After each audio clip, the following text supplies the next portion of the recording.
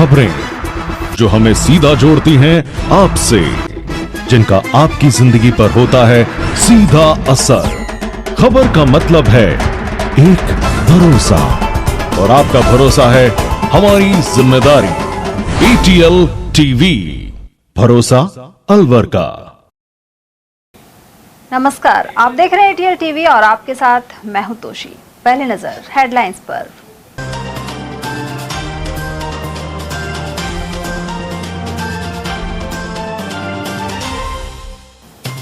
लूटपाट के बाद 75 साल के बुजुर्ग को उतारा मौत के घाट और आरोपी किए गिरफ्तार। खदाना मोहल्ले की वारदात ने कानून व्यवस्था पर फिर उठाए सवाल। पूर्व सभापति अजय अग्रवाल के मामा थे मृतक दिनेश चंद। नाबालिग के अपहरण के बाद नशा करवाकर किया गैंगरेप। किशनगढ़ बास थाना क्षेत्र के मामले में 4 आरोपी हुए गिरफ्तार। बारिश के दिनों में सांप के डसने की बड़ी घटनाएं। एक ही दिन में अलग अलग स्थानों पर 3 लोग हुए शिकार। और 196 साल पुराने इंद्र विमान पर 22 जुलाई को निकलेगी भगवान जगन्नाथ की भव्य सवारी। दुबई से आएगी विशेष पोशाक। और अब हेडलाइंस को देखते हैं विस्तार से। क्राइम के बढ़ते ग्राफ के बीच अलवर शहर के खदाना मोहल्ले में गुरुवार रात दिल दहला देने वाली वारदात सामने आई है। यहां के निवासी 75 वर्षीय बुजुर्ग दिनेश चंद अग्रवाल की उनके ही घर में बेरहमी से हत्या कर दी गई। पुलिस ने 12 घंटे के भीतर 2 आरोपी पकड़ लिए हैं और 2 नाबालिगों को निरुद्ध किया है। साथ ही एक आरोपी की तलाश जारी है। बदमाशों ने बुजुर्ग के हाथ, पैर और मुंह बांधकर वारदात को अंजाम दिया और घर में जमकर लूटपाट की। मृतक दिनेश चंद अग्रवाल नगर परिषद के पूर्व चेयरमैन अजय अग्रवाल के मामा और पूर्व CMHO डॉक्टर सुबोध अग्रवाल के चचेरे भाई थे। मृतक की पुत्रवधू रीना अग्रवाल ने बताया कि उनके ससुर दिनेश चंद अग्रवाल खदाना मोहल्ले वाले मकान में अकेले रहते थे। वे स्वाभिमानी थे और बुढ़ापे में भी अपना सारा काम खुद करते थे। साथ ही रोजाना दोपहर और रात का खाना खाने के लिए स्कीम नंबर 4 स्थित बेटे के घर आते थे। गुरुवार रात को जब वे काफी देर तक खाना खाने नहीं पहुंचे तो परिजनों को चिंता हुई। इसके बाद दिनेश चंद का बेटा और पोती उन्हें देखने के लिए रात करीब 9:30 बजे खदाना मोहल्ला पहुंचे। यहाँ कमरे में चारपाई पर दिनेश चंद अग्रवाल का शव लहूलुहान हालत में पड़ा था। बदमाशों ने उनके हाथ, पैर और मुंह को कपड़ों से कसकर बांध रखा था जिससे वे चिल्ला न सकें। पूरे घर की अलमारियां टूटी हुई थी और सारा सामान बिखरा पड़ा था। घटना की सूचना मिलते ही पूर्व चेयरमैन अजय अग्रवाल मौके पर पहुंचे और तुरंत अलवर SP को मामले की जानकारी दी। अजय अग्रवाल ने बताया कि उनके मामा बैंक से नए नोट लाकर जरूरतमंदों को देते थे। ऐसे में उनके पास हमेशा 1 लाख से 1.5 लाख रुपए का कैश रहता था। शायद किसी नजदीकी या बदमाश को इस कैश की भनक लग गई थी। वही सूचना मिलते ही अलवर पुलिस के आला अधिकारी भारी जाब्ते के साथ मौके पर पहुंचे।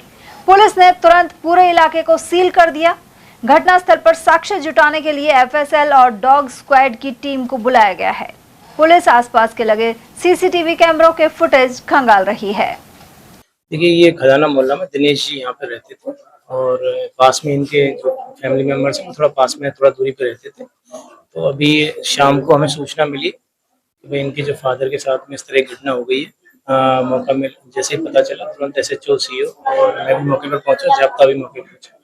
तो वहाँ पे इनकी डेड बॉडी मिली है। मौके पर FSL और MOB की टीम बुलाई गई है और जो भी विधिक कार्रवाई वो की जा रही है। क्या लग रहा है प्रथम दृष्टया इस तरह के शव मिला तो उसके हाथ में बंधे हुए थे, क्या लूटपाट के इरादे से आया था? क्या था?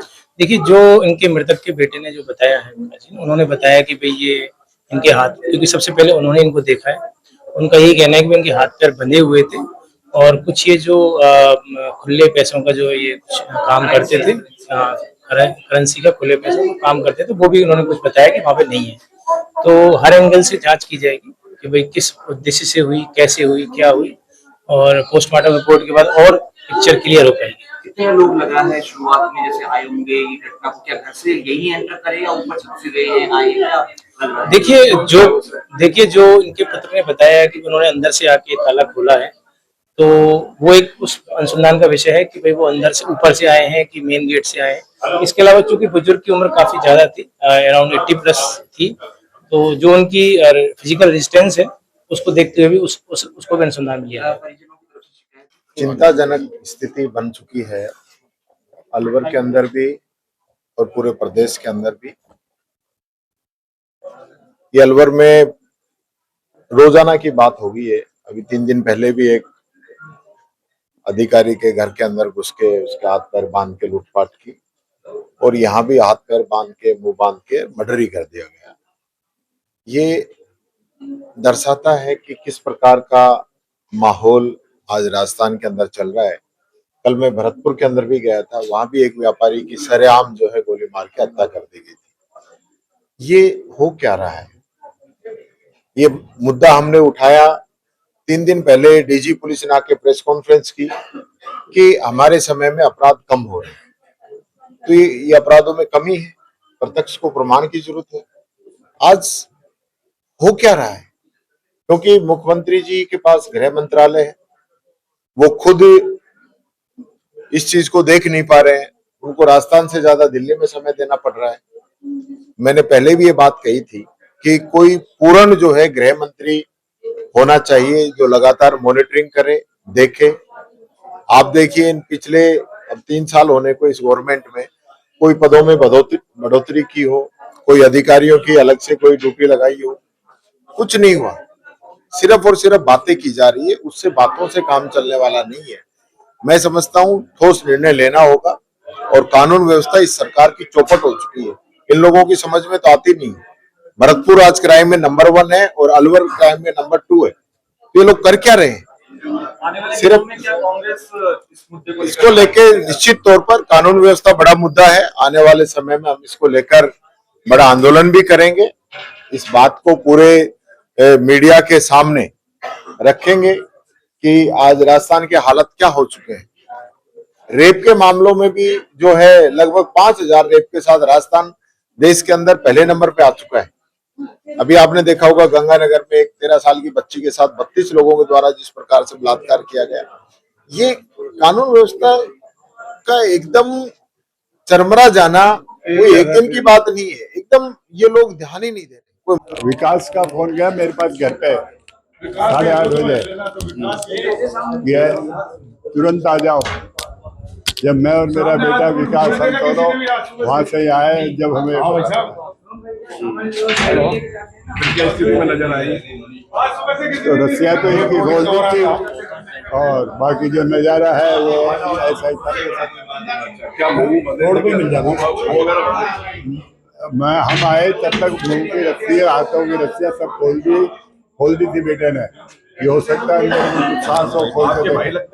ये बड़े भाई थे मेरे। आपका क्या नाम है? मेरा नाम सुरेश अग्रवाल। बैंक से गड्डी बदलवा के ले आना, फिर उनको छांट लेना, उनको बाजार में दिया आना। उनके एक जीवन में रूटीन था कि भाई मेरे 200-300-400 रुपये मैं अपने खर्चा किसी से मांगू नहीं, अपने बच्चों से। उनकी एक मतलब सोच थी। मैंने भी उन्हें कई बार लड़ा, मामा जी ये काम छोड़ दो, आप मत करो ये काम, तो नुकसान हो जाएगा। लेकिन वो बुजुर्ग थे इसलिए उन्होंने ज्यादा नहीं। अभी 80 साल में वो साइकिल से जाते थे, वहाँ खाना खाने भी साइकिल से जाते थे। यहाँ पर कोई रहता था कि उनके साथ? फिर वो अकेले ही रहते थे, वो खुद ही रहते थे। वो आध्यात्मिक में, वो अपने आप के प्राण वायु में और उसमें है ना योगा में बहुत एक्सपर्ट थे। वो हमें आते थे। उनका नाम है दिनेश अग्रवाल। नींबू चाना के बहुत प्रतिष्ठित परिवार है। और हमारे जो नाना जी के जो चाचा जी हैं, जिला प्रमुख रहे रामजी लाल जी अग्रवाल, डॉक्टर सुबोध जी हैं, वो इनके कजन ब्रदर हैं जो CMHO रहे हैं। पूरी प्रतिष्ठित फैमिली है। और चूंकि मामा जी अपने आप में यहाँ अलग ही रहते थे और इस तरह की दुर्घटना होना निश्चित रूप से अलवर के लिए अभिशाप है। और इस तरह से हुआ। मेरा तो जिला प्रशासन से यही है। इस स्थिति में मिले थे अभी यहाँ पर? भाई बहुत विकट स्थिति थी। हाथ पैर बंधे हुए थे, गला घोटा हुआ था, मुंह बंधा हुआ था, पैर बंधे हुए थे। ये बात जैसे विकास ने खोला है। मैं आया जब हमारे पापा को कोई मार गया। क्या नाम है आपके पिताजी का? दिनेश चंद्र अग्रवाल। तो क्या अकेले रहते थे यहाँ पर? हाँ, वो पापा अकेले रहते थे, हमारे घर आते थे खाना खाने। आपका घर कहाँ पर है? हमारा स्कीम 4 में है। अच्छा, फिर क्या हुआ? तो क्या सूचना मिली थी आपको? हमको तो अभी शाम को मिली है। पापा आए नहीं ना आज खाना खाने, तो ये लोग आए। अच्छा, मेरे हस्बैंड और बेटी। क्या नाम है आपके पिताजी का? पापा जी का दिनेश चंद्र अग्रवाल। अकेले रहते थे यहाँ? हाँ, यहाँ वो आते नहीं थे हमारे घर। कहते मेरे को अकेले अच्छा लगता है। उधर एसपी सुधीर चौधरी के अनुसार इस वारदात के बाद तत्काल तफ्तीश करते हुए 2 आरोपी पकड़ लिए गए। इनमें दारूकुटा निवासी 20 वर्षीय करण कोहली और मालवीय नगर क्षेत्र का 20 वर्षीय तेजू शामिल हैं। साथ ही 2 अन्य नाबालिग निरुद्ध किए गए हैं। इनके 5वें साथी की तलाश जारी है। ये शातिर लूट के इरादे से घर में घुसे थे। इसी दौरान दिनेश चंद्र अग्रवाल जाग गए एवं बदमाशों ने हाथ पैर के साथ ही उनका मुंह भी बांध दिया। दम घुटने से दिनेश चंद की मौत हो गई। इस हत्याकांड के खुलासे के लिए अतिरिक्त पुलिस अधीक्षक डॉक्टर दीपक कुमार और वृत्ताधिकारी अंगद शर्मा के सुपरविजन में विशेष टीमों का गठन किया गया था। पुलिस, एफएसएल, एमओबी और डॉग स्क्वाड की टीमों ने घटनास्थल का मुआयना किया। सीसीटीवी फुटेज और तकनीकी साक्ष्यों की मदद से आरोपियों की पहचान कर उन्हें डिटेन कर लिया गया। देखिए, आपकी जानकारी में है कि एक सीनियर सिटीजन का मर्डर कोतवाली थाने में हुआ था और उसमें 12 घंटे के अंदर पुलिस ने घटना का खुलासा कर दिया है। इसमें 5 लोगों के नाम सामने आए हैं। उसमें से 2 मुलजिम हमने डिटेन कर ली हैं जो कि बालिग हैं। उसके अतिरिक्त 2 विधि से संघर्षित जो नाबालिग जो है कैटेगरी में आते हैं, उसमें जो विधि सम्मत कार्रवाई कानून के अनुरूप हम लोग कर रहे हैं। एक मुलजिम की तलाश पुलिस कर रही है। जहाँ तक बात है रिकवरी जो आइटम वो वहाँ से लेके गए हैं, उसका भी जो हमारे बीएनएसएस के प्रावधान है उसके तहत हम और वो 100% रिकवरी भी हम लोग करने की स्टेज में है। सर, पूरी घटना में कितनी लूट इसमें बताई गई, क्या मकसद था इनका मारने का, क्या पूरी जानकारी? देखिए, ये जो 5 लोग हैं, इन्होंने पहले सुनियोजित तरीके से प्लानिंग की। उन्हें पता था कि ये बुजुर्ग व्यक्ति पुराने नोट बदलने का काम करता है और इसके घर पर कोई रहता नहीं है। जो इसके इनके बेटे हैं वो कभी कभार आते हैं और उनको भोजन कराने के लिए लेके जाते हैं और रात्रि के समय ये अकेले रहते हैं। ये इनकी जानकारी में था, इसलिए इन्होंने प्लानिंग की। प्लानिंग के तहत ये घर में पीछे से घुसे हैं। घुसने के बाद इनकी अपेक्षा ये थी कि जो भी पैसा इनको मिलेगा उसको वो लेके चले जाएंगे और बुजुर्ग जो है, जब उनकी घटना करते समय उनकी जो नींद खुली तो इन्होंने बुजुर्ग के हाथ पैर बांधे और मुंह पे काफ़ी तेज जो है इन्होंने गांठ बांध करके श्वास रुकने से इनकी मृत्यु हुई। प्रथम दृष्टया के सामने आया है। गले पे कोई भी लिगेचर मार्क के निशान नहीं है, परंतु जो है स्ट्रैंगुलेशन की बजाय जो सांस रुकने से मृत्यु सामने आया है। और इसके अतिरिक्त इनकी कोई और हेल्प करने वाला कोई व्यक्ति हो, इसको लेकर के हम अनुसंधान कर रहे हैं और रिकवरी भी हम लोग पूरी प्रक्रिया में हम लोग प्रोसेस में हैं। बड़ी मात्रा में सिक्के ये लोग लेकर के गए थे। वो सिक्के किस दुकानदार को इन्होंने दिए वो भी हम अनुसंधान कर रहे हैं। कितना कैश इसमें गया है? देखिए, लगभग मोटा मोटी जो प्रथम दृष्टया सामने आया है उसमें 4 से 5 हज़ार रुपये पर पर्सन इन्होंने आपस में शेयर किए हैं। सिक्के इन्होंने लगभग 1800 से 2000 के रुपए के बीच में इन्होंने किसी दुकानदार को इन्होंने बेचे हैं और जो बाकी कैश था वो लगभग 20,000 रुपए के आसपास इन्होंने आपस में बांट लिया है। गौरतलब है कि हाल ही यूआईटी की शालीमार कॉलोनी में जीएसटी असिस्टेंट कमिश्नर के घर बड़ी लूट और उनके बेटे को घायल करने की वारदात भी सामने आई थी। ऐसे में कानून व्यवस्था पर फिर से सवाल उठ रहे हैं। किशनगढ़ थाना क्षेत्र के एक गांव में घर में 15 वर्षीय नाबालिग बेटी को अकेला पाकर 4 युवक देर रात जबरन उठा कर ले गए। आरोपी नाबालिग को एक सुनसान फार्म हाउस पर ले गए, जहां उसे नशीला पदार्थ खिलाकर चारों ने रात भर गैंगरेप किया। अगले दिन आरोपी पीड़िता को जान से मारने की धमकी देकर घर से 2 किलोमीटर दूर छोड़कर फरार हो गए।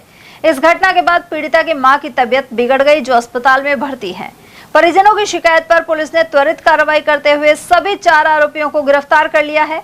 पकड़े गए आरोपियों में से 3 एक ही गांव के हैं, जबकि चौथा आरोपी कोटा का रहने वाला है, जो इनका परिचित बताया जा रहा है। पुलिस ने नाबालिग का मेडिकल मुआयना करवा लिया है। पीड़िता के पिता ने किशनगढ़ थाने में रिपोर्ट दर्ज कराते हुए बताया कि 15 जून को उनके भाई के बेटे का आकस्मिक निधन हो गया था। परिवार में जवान मौत होने के कारण पूरा परिवार गहरे सदमे में था। पिता अस्थियां विसर्जन के लिए परिवार के अन्य लोगों के साथ हरिद्वार गए हुए थे।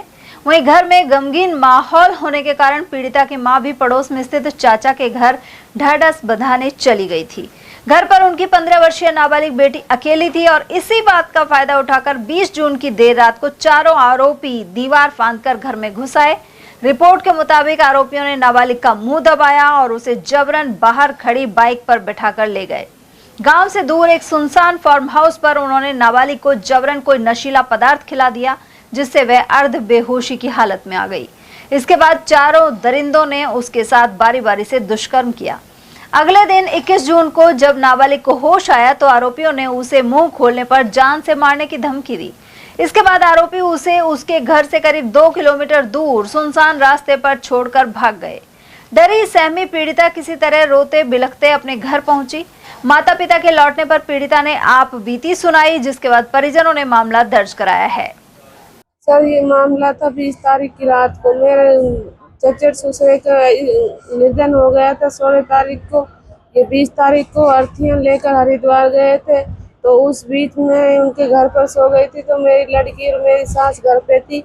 तो रात को 1-1:30 बजे मेरी तबीयत खराब हुई, तो मैं वहाँ पे आई। मैंने देखा मेरा गेट सारा खुला पड़ा और मेरी बच्ची भी नहीं थी। मैंने मेरी सास से पूछा, उसने कहा मेरे को नहीं पता। देखो तो फिर उनको 4 बजे 2 किलोमीटर छोड़ के गए, तो वो ऐसे तैसे हालत में आई। तो मैंने घर आके पूछा, हम सब ने इसको ढूंढा, तो उससे पूछा। उन्होंने कहा कि 2 लड़के तो आए थे, तो मेरा मुंह बंद करके ले गए, और 2 लड़के आगे खड़े थे बाइक लेके, और वो मेरे को बाइक पे बिठा कर ले गए और मेरे साथ गलत काम किया। फिर क्या हुआ? फिर हम लोग थाने गए 21 तारीख को सुबह। फिर वहाँ हमने रिपोर्ट दर्ज कराई। फिर उन्होंने वहाँ रिपोर्ट दर्ज करी, और फिर बाद में 4 आरोपियों को उन्होंने गिरफ्तार कर लिया। अच्छा, बच्ची का मेडिकल हो गया? हाँ जी, मेडिकल हो गया बच्ची का। बारिश का मौसम शुरू होते ही सांप के डसने की घटनाएं लगातार बढ़ रही हैं। शुक्रवार को जिले के अलग अलग क्षेत्रों से 3 लोगों को सांप के डसने के बाद गंभीर हालत में सामान्य चिकित्सालय रेफर किया गया है। रामगढ़ थाना क्षेत्र के मिलकपुर गांव निवासी गुरदीप सिंह घर में सो रहे थे और इसी दौरान सांप ने उनके होठ पर काट लिया। परिजनों ने उन्हें तुरंत अस्पताल पहुंचाया। वहीं राजगढ़ निवासी जगन देवी पत्नी मुकेश मीणा घर में झाड़ू लगा रही थी एवं अचानक निकले कोबरा सांप ने उन्हें डस लिया। इसके अलावा सदर थाना क्षेत्र के चिकानी गांव निवासी रीना देवी को भी जहरीले सांप ने काट लिया। तीनों मरीजों को गंभीर अवस्था में सामान्य चिकित्सालय के ऑब्जर्वेशन वार्ड में भर्ती कराया गया है। लगातार हो रही बारिश के कारण सांपों के बिलों में पानी भरने से वे आबादी वाले क्षेत्रों की ओर आ रहे हैं। ऐसे में खासकर ग्रामीण इलाकों में खतरा बढ़ गया है। स्वास्थ्य विभाग ने लोगों से सतर्क रहने और सांप काटने पर झाड़ फूंक के बजाय तुरंत अस्पताल पहुंचने की अपील की है। सुबह झाड़ू लगा रही थी, सुबह 8 बजे तो कोबरा सांप है, उसने इसके हाथ पे डस लिया। क्या काम कर रही थी? झाड़ू लगा रही थी, सुबह गेट के नीचे कोबरा था। पहले भी कभी घूमते हैं सांप वगैरह? हाँ, घूमते रहते हैं। वहाँ पास में घास है। बारिश के मौसम में ज्यादा आते हैं? हाँ। अभी कैसा मौसम है? बारिश का मौसम है, इसलिए आ रहे हैं ज्यादा। हाँ। फिर कहाँ ले गए पहले आप? हम राजगढ़ ले गए इसको हॉस्पिटल में, तो वहाँ पे इनको ट्रीटमेंट करवाया। उसके बाद उन्होंने बोला कि अलवर ले जाओ, इसे आईसीयू में रखेंगे। कई बार लोग झाड़ फूंक ले जाते हैं कहीं। नहीं, हम कहीं नहीं लेके गए, हम तो सीधा डॉक्टर के पास गए। 196 साल पुराने इंद्र विमान पर सवार होकर भगवान जगन्नाथ की भव्य सवारी 22 जुलाई को सुभाष चौक से रूपबास तक निकलेगी।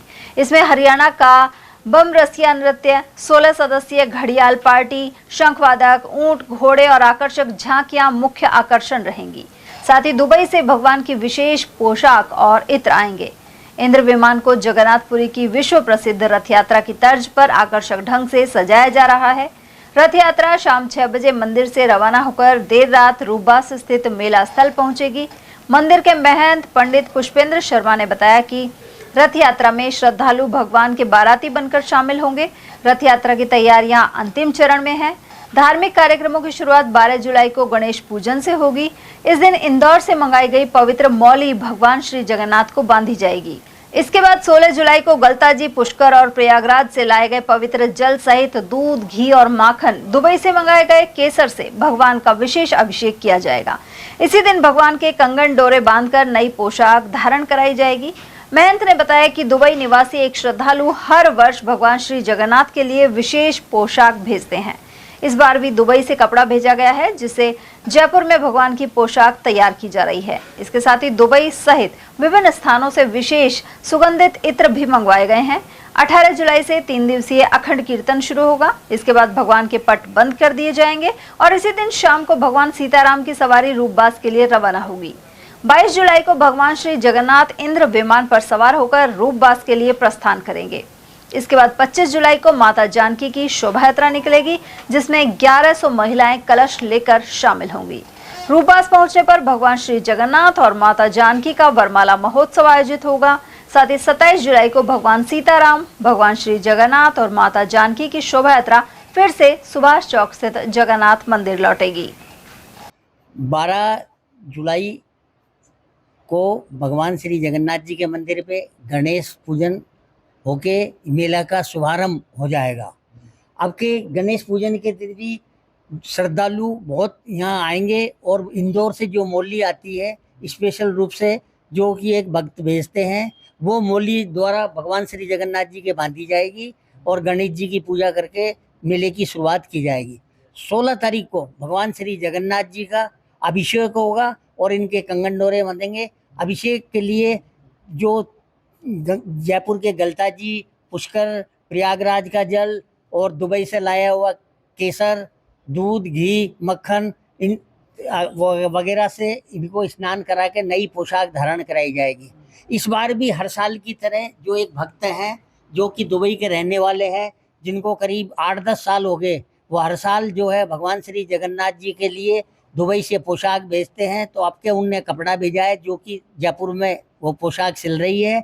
इसके अलावा भगवान श्री जगन्नाथ जी के लिए इत्र, सेंट वगैरह वो सब भेजते हैं। उनका नाम नमन शर्मा है। वो कई साल से भगवान की सेवा कर रहे हैं। उसके बाद 18 तारीख को भगवान श्री जगन्नाथ जी के मंदिर में प्रांगण में शुभारंभ अखंड संकीर्तन का प्रारंभ होगा, जो 3 दिन चलेगा। अखंड रामधुनी होगी, उसमें भगवान श्री जगन्नाथ जी के पट बंद हो जाएंगे और भगवान के दर्शन नहीं होंगे। उस पीरियड में भगवान श्री जगन्नाथ जी को दूध का आमरस, खिचड़ी, दलिया, हल्का भोजन कराया जाएगा। उसके बाद 21 तारीख को फिर भगवान श्री जगन्नाथ जी का अभिषेक होगा, जिसमें उनको दोबारा स्नान कराया जाएगा। वही पंचामृत से, घी, दूध, बूरा, केसर और प्रयागराज से और पुष्कर से और गलता जी से लाए हुए जल से करा के उनको नई पोशाक धारण कराई जाएगी। उसके बाद उनके कंगन डोरे तो पहले ही बंधी जाएंगे 16 तारीख को। उसके बाद उसी दिन शाम को सायंकाल 5 बजे ये मंदिर सुभाष चौक से सीताराम जी की सवारी रूपवास के लिए प्रस्थान करेगी। इसके बाद नवमी के, ये अष्टमी की बात है, नवमी के दिन 22 तारीख को भगवान श्री जगन्नाथ जी की रथ यात्रा बड़े धूमधाम से इंद्र विमान पर यहाँ से रवाना होगी। आपके स्पेशल रूप से पंजाब से, हरियाणा से बैंड वगैरह आई है और आपके झांकियाँ भी बहुत कुछ लग रही हैं। इसके अलावा पूरे शहर को, मंदिर प्रांगण को सजा लिया गया है, पूरा रंग पेंट सब हो गया है और अभी भी आप देख रहे हैं कितनी तैयारी जोर शोर से चल रही है। उसके बाद फिर 25 तारीख को भगवान श्री जगन्नाथ जी की मंदिर से मैया जी, जानकी जी की 1100 महिलाएं कलश लेके उनके साथ। अलवर जिले के ततारपुर थाना क्षेत्र के झजारपुर और जीवन सिंहपुरा गांव के 2 पक्षों में शराब के नशे में विवाद छिड़ गया। ऐसे में दोनों पक्षों के करीब आधा दर्जन लोग घायल हो गए, जिन्हें उपचार के लिए सामान्य चिकित्सालय में भर्ती कराया गया है। झजारपुर निवासी नेहा ने बताया कि उसका भाई प्रदीप राजपूत जीवन सिंहपुरा के ईश्वर सिंह सहित अन्य लोगों के साथ शराब पी रहा था। इसी दौरान किसी बात को लेकर कहासुनी हो गई। विवाद बढ़ने पर बीच बचाव करने पहुंचे अंगद सिंह, उनकी पत्नी सुशीला देवी और बेटी नेहा पर भी लाठी डंडों से हमला कर दिया गया। वहीं दूसरे पक्ष के ईश्वर सिंह का आरोप है कि प्रदीप राजपूत लंबे समय से शराब के नशे में गाली गलौज करता था और उसके घर के बाहर बाइक का हॉर्न बजाकर परेशान करता था। विरोध करने पर वह धमकियां देता था। गुरुवार रात प्रदीप और उसके साथियों ने लाठी डंडों से जानलेवा हमला कर दिया, जिसमें ईश्वर सिंह और उसके भाई अलवर सिंह गंभीर रूप से घायल हो गए। घटना के बाद दोनों पक्षों ने एक दूसरे के खिलाफ पुलिस में शिकायत दी है। वहीं ततारपुर थाना पुलिस मामले की जांच कर रही है। सर, मैं स्टैंड के ऊपर वो दारू शराब पी रहा था। वो पड़ोसी गांव का है, कने बैठने वाला था। वो मेरी गाड़ी लेकर भगा, वो घर आ गया। मैं बोला, यार तू गाड़ी लेकर दारू पी रखी, तू मेरी गाड़ी मत चला। लेकिन वो दारू पी रखी, मैं को यार झगड़ा हो जाएगा, कोई बात ना, ले चलने दे। मेरे पड़ोस का दो आदमी और मेरी गाड़ी में बैठे थे। मैंने कोई शराब नहीं पी। उसके साथ में गांव के 2 आदमी और हैं, वहां पे पूछ सकते हो आप। मैं घर पे चला गया, घर पे वो दारू में धुकता। मैं उससे गाड़ी लेके मैं मेरी घर पे खड़ी कर दी। मैं उसने बोला, मैं तू तेरे घर जा भाई, दारू पी रखी है, जवान बांध बेटी है मेरे, तू तेरे घर निकल गया। वो मेरे से आप शब्द बोलने लगा सर। फिर मैं क्या नाम था? प्रदीप है सर, अंगद सिंह चाचा जी का लड़का था हमारे। वो अब शब्द बोलने लगा। मैं यार तू घर जाते रहे, तुम दारू पी रखी है, यहाँ अच्छा नहीं लगता। कोई देखे को पड़ोसी तो नहीं सोचे कोई सारा दारू। मैंने उस 2-3 बार समझाया ना माने, उन्हें धमका के मैं घर भेज दिया सर। घर भेज दियो, घर से ये उड़ किनारे से मेरी बच्ची से बड़ी सर क्या है कि अफलातून 3-4 दिन चल रही, मुझे कोई बताई कौन है। मोटरसाइकिल ले रहा होगो, घुमाओगो, हॉर्न बजाओगो, 3-4 दिन से अफलातून कर रहे। तो मैं कोई ऐसी कोई दिक्कत ना है कि गाँव को जो भी अपने परिवार को जो नहीं समझ लो, मैंने के ऊपर कोई वजह ना करो, लेकिन कल मैंने धमका कर मैं दारू पी रखी है मेरे घर, और उन्होंने बोला नहीं सर मैंने नहीं। और उन्होंने हम सब घर वालों को मारपीट की है उन्होंने हमारे साथ। किस बात आपस में तीनों पी रहे थे बैठ के, आपस में झगड़ा हो गया तीनों का, उन्होंने मारपीट कर दी उनके साथ। इस बात नहीं, पहले कभी नहीं हुआ। क्या क्या नाम उनके? ईश्वर सिंह, अलवर सिंह, हाँ 2 ही भैया हैं, और उसका एक लड़का है काना। हाँ, और दोनों लेडीज थी उनकी, तीनों, एक सास थी उनकी। हमला कर दिया? हाँ, सब ने हम पे हमला किया। हाँ, जजारपुर, और उनका है जीवन सिंहपुरा। अलवर में आंगनबाड़ी कार्यकर्ताओं की हड़ताल 5वें दिन भी जारी रही। ऐसे में इन केंद्रों पर ताले लटके हुए हैं और पोषाहार और टीकाकरण जैसे कार्य प्रभावित हो रहे हैं। नियमितीकरण सहित विभिन्न मांगों को लेकर आंगनबाड़ी कार्यकर्ताओं की हड़ताल शुक्रवार को 5वें दिन भी जारी रही। जिला अध्यक्ष लतेश शर्मा ने बताया कि केंद्रों पर ताले लगे होने से पोषाहार खराब हो रहा है और चूहे उसे नुकसान पहुंचा रहे हैं। उन्होंने कहा कि बच्चों का टीकाकरण, पोषण कार्यक्रम और आंगनबाड़ी कार्यकर्ताओं और आशा सहयोगिनियों द्वारा किए जाने वाले अन्य कार्य पूरी तरह ठप हैं। इससे गर्भवती महिलाओं, धात्री माताओं और छोटे बच्चों को परेशानी का सामना करना पड़ रहा है। वहीं महिला कांग्रेस जिलाध्यक्ष कमलेश सैनी मोती डूंगरी स्थित चिल्ड्रन पार्क पहुंचे और आंदोलनरत कार्यकर्ताओं का समर्थन किया। उन्होंने कहा कि कार्यकर्ताओं की मांगे पूरी तरह जायज हैं और सरकार को शीघ्र समाधान निकालना चाहिए। आज हमारा तालाबंदी का 4था दिन है और 6 दिन से कार्य बहिष्कार पर थे, तो अभी तक हमारी सरकार ने कोई सुनवाई नहीं की है। उनके कानों में ऐसी जुआ रेंग रही है कि वो महिलाओं का दुख दर्द नहीं समझ पा रही है, क्योंकि तालाबंदी करके आज डिपार्टमेंट में कोई भी काम नहीं हो रहा है। पहले तो अगर 1 मिनट के लिए काम खत्म नहीं होता था तो LS, CDPO सारे प्रेशर डालते थे कि काम नहीं हो रहा। आज वो 15 दिन होने को, 10 दिन को होने को आए, तो आज विभाग कहाँ बैठा है? आज ना पोषाहार है जो चूहे खा रहे होंगे सेंटरों पे, बच्चों को जो दूध मिलता था, पोषाहार मिलता था, आज वो पोषाहार से बच्चे लाभान्वित नहीं हो रहे हैं।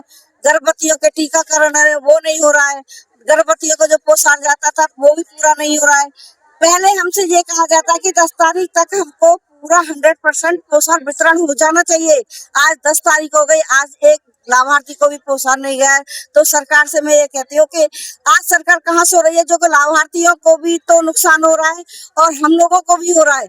आज अगर सरकार चेतती है तो आज हम इन बहनों का मान सम्मान जो हमें मानदेय मिलता है, कम से कम उसको तो टाइम पे दिया जाए। इनकी मांगे हैं कि हम लोगों ने, कांग्रेस के सभी लोगों ने इनका समर्थन किया है। इनकी मांग भी जायज है कि या तो जो रिटायरमेंट हो जाता है, तो जब रिटायरमेंट होता है तो जो कोई विधवा महिला है तो उनको रिटायरमेंट के बाद उनका कोई भी नहीं होता कि कैसे वो भरण पोषण करे, कैसे अपने बच्चों को पाले, कैसे घर चलाए। तो रिटायरमेंट के बाद एक राशि सुनिश्चित होनी चाहिए, सरकार को ये देनी चाहिए। डबल इंजन की सरकार है तो सरकार इनके लिए कुछ सोचे। साथ ही जो इनका जो मानदेय है, ये पूरे दिन भर फील्ड में रहती है, काम करती है, तो इनका जो मानदेय है वो भी इनको बढ़ाना चाहिए। जो ये आंगनबाड़ी की जो कार्यकर्ता है वो कह रही कि हमारे 25,000 के समथिंग होना चाहिए, तो वो होना भी चाहिए। और इनको जो चिकित्सा सुविधा वो भी इनको उपलब्ध नहीं होती, तो वो भी इनके फील्ड में होनी चाहिए। ये सुविधाओं को देखते हुए सभी कांग्रेस, आज हम महिला कांग्रेस भी इनके साथ है, और जब तक इनकी मांग पूरी नहीं होगी मैं भी इनके साथ रहूंगी, हर क्षेत्र में, चाहे धूप हो, चाहे छांव हो, चाहे कैसे।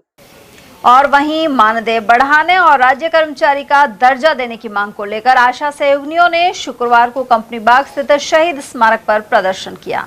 साथ ही हाथों में काली पट्टी बांधकर ब्लैक डे मनाया। जिला अध्यक्ष राजवती और सचिव अनीता ने बताया कि इस भीषण गर्मी में आशाएं 1 महीने से प्रदर्शन करने में लगी हुई हैं, लेकिन सरकार ने अभी तक मांगों पर ध्यान नहीं दिया है। वर्तमान में उन्हें बेहद कम मानदेय मिल रहा है, जो महंगाई के दौर में बेहद कम है। राज्य सरकार से यही मांग है कि हमें राज्य कर्मचारी का दर्जा दिया जाए।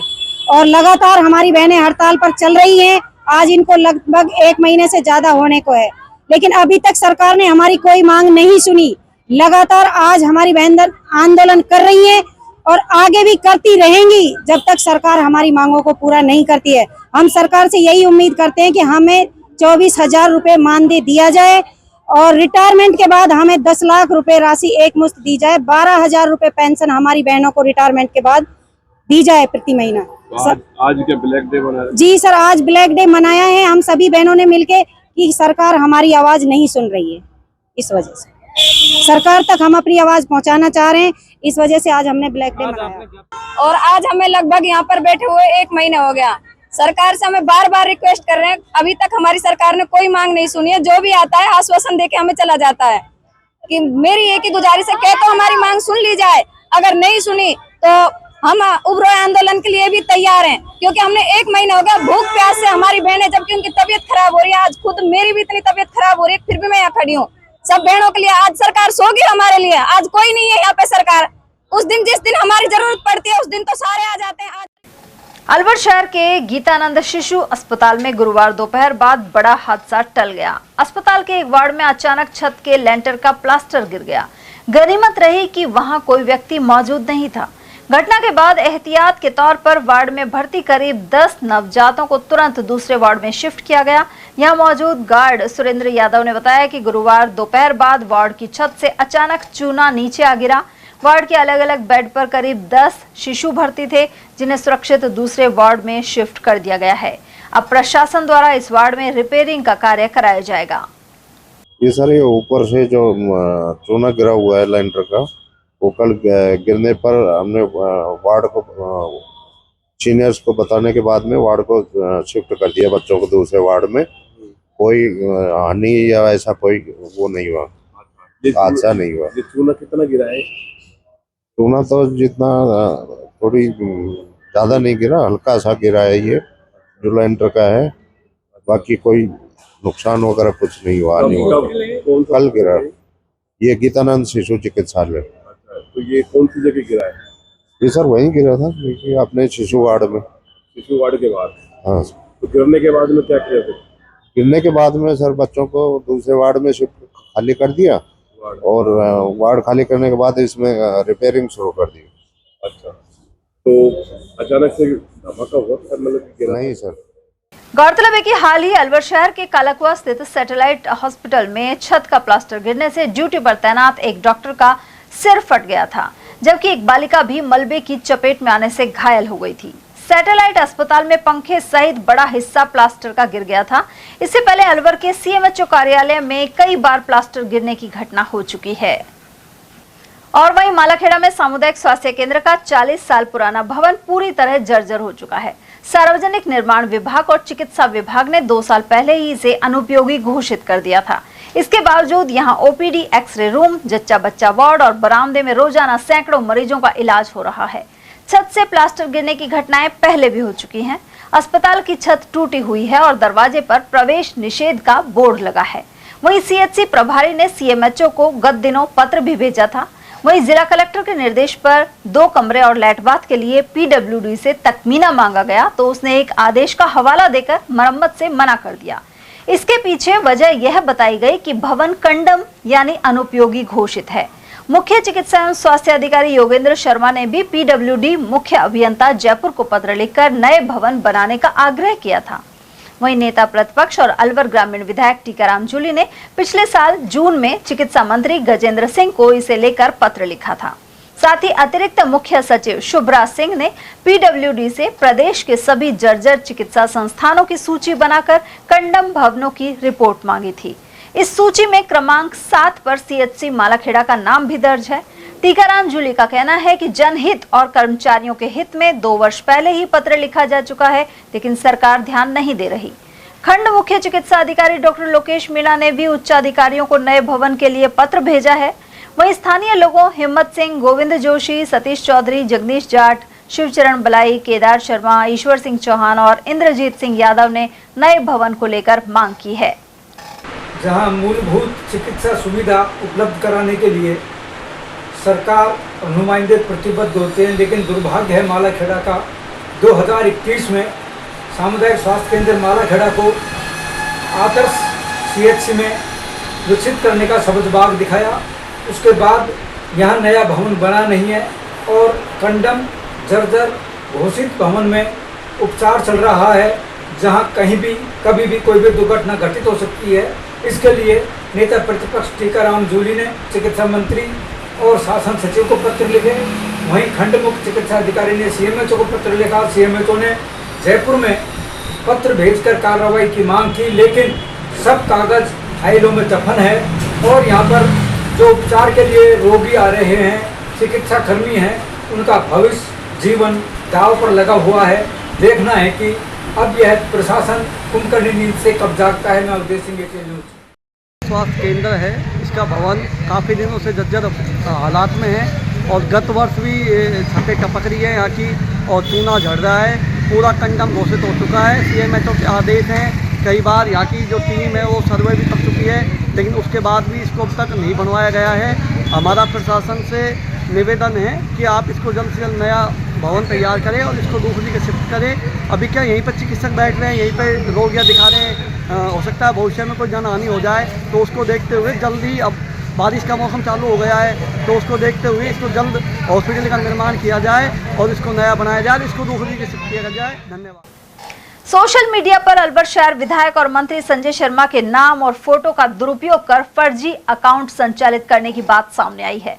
ये अकाउंट लोगों को मैसेज भेजकर विभिन्न ग्रुप, निवेश योजनाओं एवं अन्य गतिविधियों से जोड़ने का प्रयास कर रहा है। ऐसे में मंत्री शर्मा ने स्पष्ट किया है कि इस अकाउंट का उनसे कोई संबंध नहीं है। साथ ही ऐसे किसी भी संदेश, लिंक या निवेश संबंधी प्रस्ताव पर विश्वास नहीं करें, न ही अपनी कोई व्यक्तिगत या वित्तीय जानकारी साझा करें। उन्होंने इस फर्जी अकाउंट को तुरंत रिपोर्ट करने का आग्रह भी किया है, जिससे इस प्रकार की धोखाधड़ी पर रोक लगाई जा सके। अलवर के मालाखेड़ा गेट स्कूल के पास विद्युत निगम कार्यालय के पास ट्रांसफार्मर की वजह से खतरा बना हुआ है। भारतीय कम्युनिस्ट पार्टी के शहर सचिव तेजपाल सैनी एवं नरेंद्र मिश्रा ने बताया कि इस ट्रांसफार्मर के चारों तरफ दीवार टूटी हुई है, साथ ही यहाँ बिजली के खुले तार लटके हुए हैं। पास में स्कूल है और बच्चे भी यहाँ से निकलते हैं। स्थानीय दुकानदारों ने बताया कि क्षेत्र में पशुओं का जमावड़ा भी बना रहता है। उन्होंने इस दिशा में तुरंत कार्यवाही की मांग की है। वर्षों से इसी स्थिति में है। इसकी कई बार हमने JN साहब को रिपोर्ट करी है, लेकिन JN साहब आगे कोई कार्रवाई नहीं करते। अब देखिए आप, सारे तार खुले पड़े हैं, नंगे हैं। ये कोई भी जानवर कभी भी, इसमें बारिश का मौसम है, कभी भी कोई हादसा हो सकता है। सारे तार खुले पड़े हैं। अब देखिए आप, इनके नीचे टेम्पो वाले, इनके पास पकौड़ी वाले आदि खड़े रहते हैं। पास में स्कूल भी बच्चे पास जाते में हैं। स्कूल है। इसमें से कोई भी बच्चा आए, जब छुट्टी होती है तो सारे तादाद में, भारी तादाद में बच्चे निकलते हैं। लेकिन कोई बच्चा अगर गिर गया, लग गई, कोई चिपट गया, इसके वो अपनी जान से जान दे सकता है, लेकिन विभाग को इसकी कोई परवाह नहीं है। ट्रांसफार्मर लगा हुआ है अशोका टैकेज में, जो ट्रांसफार्मर, एक ही नहीं दो तीन ट्रांसफार्मर लगे हुए हैं बिजली पावर हाउस है। हाँ, तो वहाँ जो सब स्टेशन है एक तरह से बनाया हुआ, उस सब स्टेशन से जितने भी जो उस साइड की जो भी रोड लाइटें, चाहे मालाखेड़ा बाजार की हो, चाहे कोर्ट के साइड की हो, और चाहे अपने पुलिस लाइन साइड की हो, ये सब लाइनें वहीं से चालू हो। वहाँ पर जो ट्रांसफार्मर जो लगे हुए हैं वो वास्तव में बहुत ही खतरनाक स्थिति में है। जितनी भी तारें हैं वो खुली हुई हैं। तो उस खुली हुई तारों से, आज बरसात का भी मौसम है, बरसात के मौसम में भी यानी कि कोई भी आकस्मिक घटना हो सकती है, चाहे जानवरों की हो, चाहे आदमियों की हो, तो उस पर पूरी पाबंदियां लगाई जानी चाहिए, सेव किया जाना चाहिए। वहाँ दीवार भी टूटी हुई है, बरसात के मौसम में वो भी एक घटना का कारण बन सकती है। इसलिए बिजली विभाग को चाहिए कि व्यवस्थित ढंग से उन तारों को किया जाए, जिससे कि किसी प्रकार की कोई भविष्य में घटना नहीं घटे और बरसात का मौसम का विशेष रूप से ध्यान रखें। और वहीं अलवर के मोहल्ला चावंडपाड़ी में कई वर्षों से नालियों की साफ सफाई नहीं हुई है। इसके कारण बदबू का आलम है और घरों में कीड़े घुस रहे हैं। क्षेत्रीय लोगों ने बताया कि नगर निगम प्रशासन को कई बार शिकायत के बाद भी कदम नहीं उठाया गया। यहाँ पास में ही स्वर्ग रोड का नाला साफ हो रहा है, लेकिन चावंड माता मंदिर के पास नालियां भरी हुई हैं। लोगों ने नगर निगम कार्यालय के घेराव की चेतावनी भी दी है।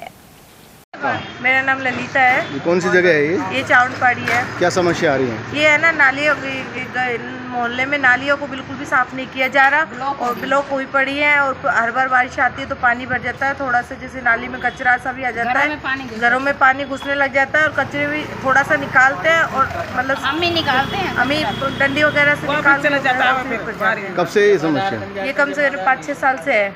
5-6 साल से कोई सफाई नहीं हुई? नहीं आते हैं, थोड़ा सा निकालते हैं और चले जाते हैं। वो तो अपने फॉर्मेलिटी करते हैं बस।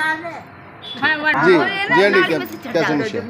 पानी की गंदगी की समस्या है। पानी भर जाता है कमरों में, घरों में आ जाता है, बारिश आते कीड़े आते हैं और 5-6 साल से सफाई नहीं हो रही है। तो आप लोगों ने कोई शिकायत नहीं की? नालियाँ आपने शिकायत नहीं की? बहुत एप्लीकेशन मैं खुद लगा कर आई हूँ, 3-4 बार देकर आई हूँ एप्लीकेशन नगर निगम परिषद में। हाँ, फिर कुछ नहीं हो रहा? कुछ भी नहीं हुआ। आते हैं वो फंटियों से करके चले जाते हैं, ऊपर से, नीचे से कूड़ा निकालते ही नहीं है। मोहल्ला चावड़पाड़ी वार्ड नंबर 9 की बेड से बोल रहा हूँ। आए दिन यहाँ पे जल भराव की समस्या प्रकट हो रही है। आते जाते को समस्या हो रही है, घर से बाहर निकलने वाले को बहुत समस्या हो रही है, घर से पैर नहीं बाहर निकालने जा रहा। तो हमारी प्रशासन से यही अनुरोध है, क्या तो ये हमारी नालियों की सफाई कराई जाए। यहाँ बगल में स्वर्ग रोड नाला पड़ता है जिसमें नियुक्त अभी पिछले 2 दिन से आके निरीक्षण करके गए हैं और वे जनता को ये आश्वासन दे रहे हैं कि मैंने साफ़ सफाई करवा दी है, बहुत अच्छी तरीके से करवा दी है। तो नियुक्त जी से हमारा यही निवेदन है कि वो थोड़ा सा मोहल्लों के अंदर आके देखें करें कि कितनी समस्या प्रकट हो रही है दुनिया को। घर से बाहर निकलना मुश्किल हो रहा है। आने वाले टाइम में मानसून आने वाला है, उसमें तो बिल्कुल गंदी हालत हो जाएगी, घर से बाहर निकलना मुश्किल हो जाएगा। आए दिन रोज़ समस्या प्रकट हो रही है, गंदगी की वजह से मच्छरें प्रकट हो रहे हैं, पैदा हो रहे हैं और लोगों को नई नई बीमारी प्रकट हो रही है। तो हमारा यही अनुरोध है कि आने वाले टाइम तक क्या तो ये 2-3 दिनों में साफ़ करवा दी जाए, वरना हम नगर परिषद का घेराव करेंगे और हम वहाँ के जाके। प्रदेश कांग्रेस कमेटी के महासचिव अशोक कुमार सैनी ने कहा है कि प्रदेश में अराजकता का माहौल है और कानून व्यवस्था चौपट है। उन्होंने कहा कि भरतपुर में भी लूट और हत्या की घटनाएं हो रही हैं, जबकि गृह राज्य मंत्री जवाहर सिंह और मुख्यमंत्री भजनलाल शर्मा का गृह जिला भरतपुर है। सैनी के अनुसार मुख्यमंत्री के पास गृह मंत्रालय है, लेकिन वे ज्यादातर दिल्ली प्रवास पर रहते हैं। इसके चलते कामकाज पर असर पड़ रहा है। प्रदेश महासचिव ने कहा कि कांग्रेस पार्टी लगातार पीड़ित परिवारों से मिल रही है और जनता के लिए आंदोलन भी करेगी। लगातार कानून व्यवस्था खराब होती जा रही है। भरतपुर की घटना हो, अलवर में भी वृद्ध व्यक्ति की हत्या की है, जीएसटी अधिकारी के घर पर लूट खसोट हुई है, बलात्कार हो रहे हैं, कई झगड़े हो रहे हैं, कई आंदोलन हो रहे हैं, कर्मचारियों के हालात गंभीर हैं। आप प्रदेश कांग्रेस कमेटी के महासचिव हैं, आप क्या प्रतिक्रिया? मैं आपके चैनल के माध्यम से बताना चाहूँगा कि जो आप बातें पूछ रहे हैं ये आज पूरे राजस्थान के पूरे देश की जनता को पता है कि इस टाइम डबल इंजन की सरकार चाहे स्टेटों में हो चाहे केंद्र में हो, हर तरह फेल हो रही है। ना केंद्र संभाल पा रहा है अपने सीमाओं को, ना अंदर बैठी हुई स्टेटों में पुलिस संभाल पा रही है। आप रोज़ अखबार उठा कर देख लो, आपके टीवी चैनलों पर देख लो, रोज़ बलात्कार, मर्डर, डकैती भरा रहता है। कोई भी स्टेट उठा कर दे लो। हम हमारे राजस्थान की बात करें, राजस्थान में पिछले अभी ये ज़्यादा से ज़्यादा मई या जून जुलाई में 1 महीने के अंदर अंदर एक नहीं अनेक वारदात होती है, जिसमें नाबालिग बच्चों के साथ अभी बलात्कार हुआ है। 1-2 आदमियों ने 30-32 आदमियों का पेपरों के माध्यम से पता लग रहा है। अभी हमारे अलवर में कुछ दिन पूर्व जीएसटी अधिकारी तो खुद एक कमिश्नर है, उसके यहाँ बंधक बना कर उसको लूट खसोट करके गए, लूट कर गए वहाँ से। अभी कल क्या हादसा है कि एक हमारे बुजुर्ग अग्रवाल साहब उनको मर्डर हो गया। ऐसे रोज़ ऐसे अखबारों में रोज़ मिल रही है। तो हमारे अलवर के हादसे हैं, रोज़ बलात्कार, लूट डकैती, ये क्या हो रहा है? तो प्रशासन कहाँ सो रहा है? आज सरकार हमारी बीजेपी की है, कहाँ सो रही है? आदरणीय भजनलाल जी क्या सोच देख रहे हैं? तो यहाँ पूरी तरह सरकार फेल है, प्रशासन को कोई कंट्रोल नहीं है। मुख्यमंत्री जी को, भजनलाल जी को दिल्ली से फुर्सत नहीं है, वो दिल्ली का आने जाना है या फिर हवा इधर उधर घूम रहा है, उसका कोई कंट्रोल नहीं। आज गृह मंत्रालय खुद के पास है, तो क्यों नहीं जिम्मेदारी देता किसी गृह मंत्री को? से गृह मंत्री बना कर दे, वो अपनी जिम्मेदारी फिक्स करे उसकी।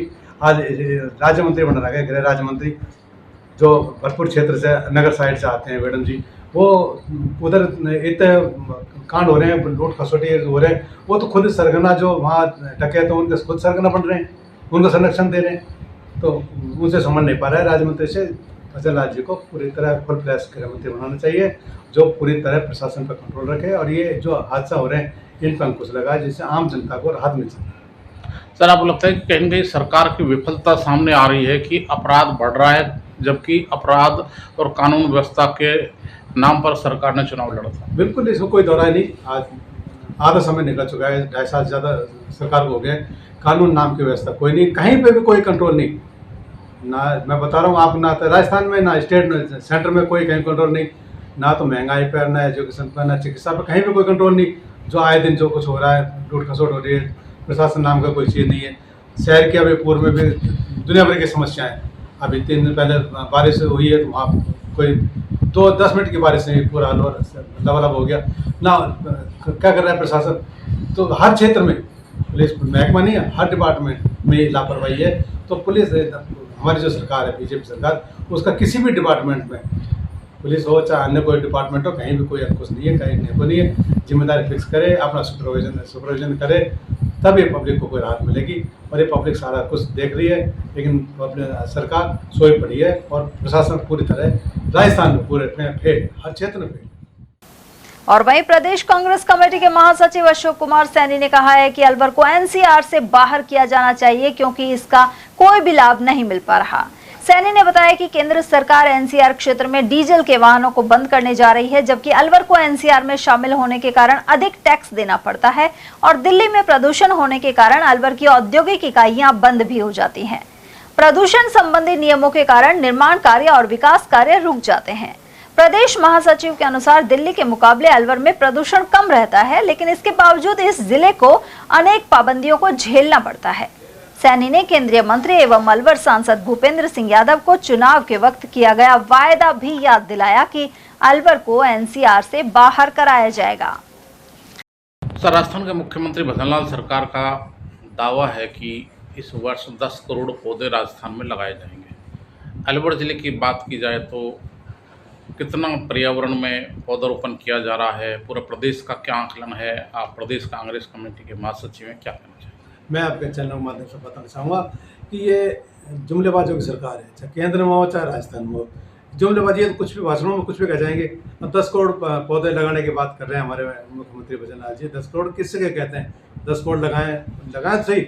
अभी पूर्व में हमारे 2 वन मंत्री हैं, केंद्र में भी वन मंत्री हमारे अलवर जिले से सांसद है, और अलवर जिले का जो अलवर शहर से जो हमारा MLA वो भी वन मंत्री है। दोनों वन मंत्री हमारे हैं, लेकिन पौधे कहाँ लग रहे हैं?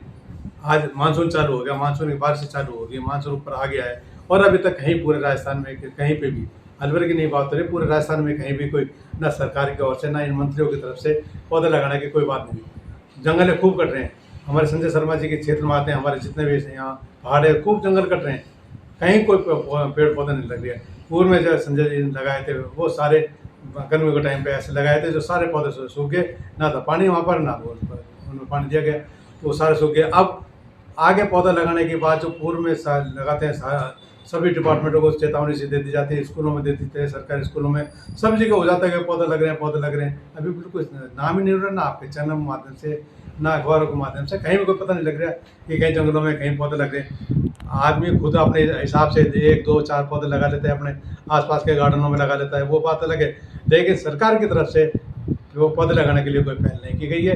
पूर्व में लगाए गए थे, हज़ारों करोड़ रुपया बजट होता है इनका, पता नहीं कहाँ खा गए, आपसे अधिकारी नेता लोग मिलकर खा गए, और आगे भी अभी कोई संभावना ऐसी नहीं लग रही।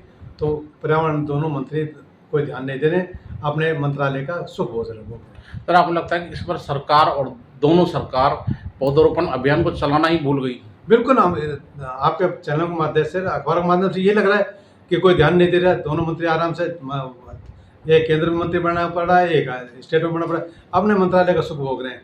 जंगल से कुछ नहीं, दोनों जब इनको पता है पर्यावरण की वजह से NCR के क्षेत्र में हम आते हैं अलवर, NCR में दिल्ली सरकार जब मर्जी बंद कर देती है डीजल गाड़ियों को, इतनी पॉल्यूशन फैलता है। और हमारे दोनों वन मंत्री जो केंद्र का बैठा है उसका दिल्ली में कंट्रोल है, तो कहीं पे कोई ध्यान नहीं दे रहे।